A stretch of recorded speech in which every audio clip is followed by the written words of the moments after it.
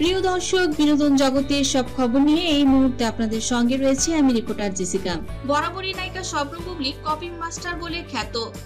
বুবলি যে কাজটি করেন সেটি পুরোপুরি আগেই অপু বিশ্বাস করেছেন। অপু বিশ্বাসকে পুরোপুরি ফলো করেন নায়িকা স্বপ্ন বুবলি। অপু বিশ্বাস যেমন শাড়ি পরেন, যেমন পোশাক পরেন, বুবলিকেও ঠিক তেমনটি পরতে দেখা যায়।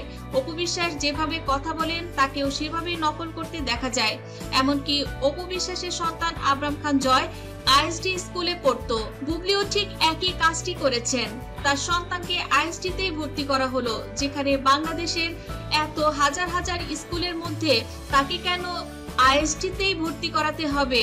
ঠিক একই কাণ্ড ঘটছে এবারও।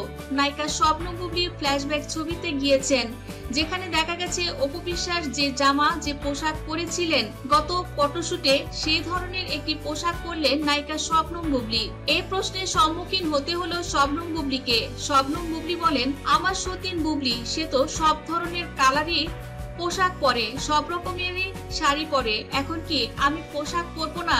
আমাকে কি খালি গায়ে থাকতে হবে? আমাকে তো এগুলো করতে হবে। এখন সবকিছুর মধ্যে যদি তারা ম্যাচিং খুঁজে, আমি বা কি করতে পারি?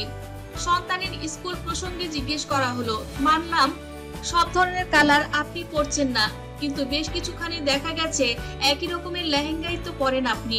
দুজনে একই রকম সেম, শুধু কালার আলাদা।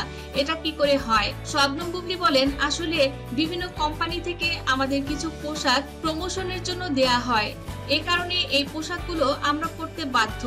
কিন্তু ওই সময় তো আমি জানি না যে এই পোশাকটি সতীন আগেই পরেছে।